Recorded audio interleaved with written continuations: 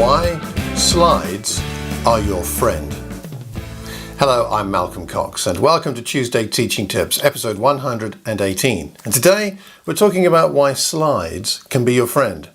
Now, we've all experienced that dreaded medical condition called death by PowerPoint.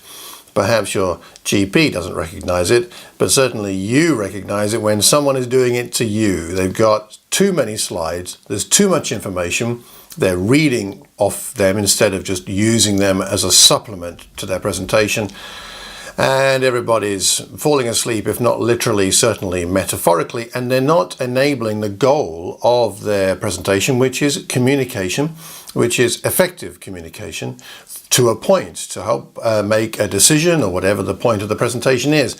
When we're preaching and teaching, should we use slides? Just because you've had a bad experience of someone else's use of slides, or you perhaps yourself have done this and I've used slides ineffectively myself. Just because of that, does that mean that slides can't be your friend, and not only your friend, but a friend to your congregation, to the audience, the people to whom you are speaking? Now, I believe that slides can be very useful if used in the right way. And I'm just going to talk about one reason today. There are many, but one reason that came to my mind recently, having read something in a book, which is simply this: that slides can be your friend because they can help you with structure, and they can help your audience to understand your structure.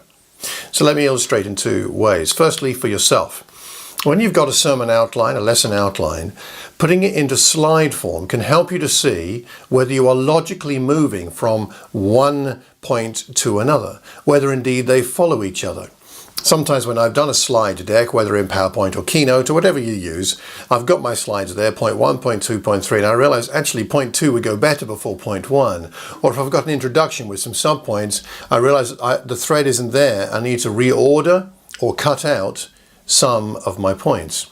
So visually, when you put it on the screen then, you look at it yourself, somehow, I don't know why it is, but simply seeing it on the screen can help you to be clear and confident about the progression of your points and whether they really make sense and whether they follow one another logically.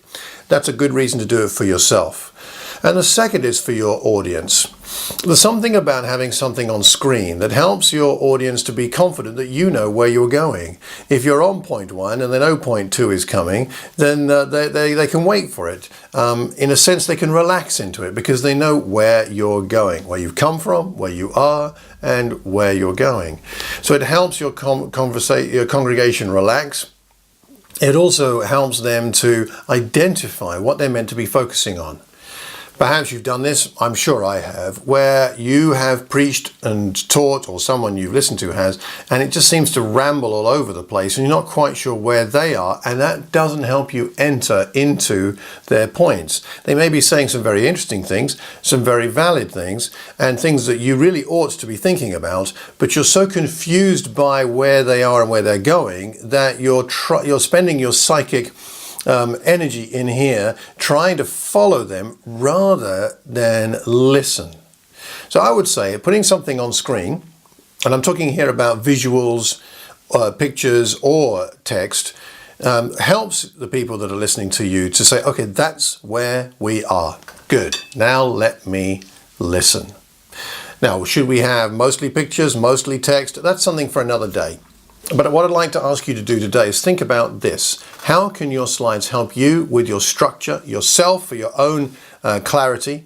But also, how might it help the people who are there and listening to you to be able to pay attention, to be able to relax, to be able to have confidence in you, and to be able to know where you've been, where you are, and where you're going?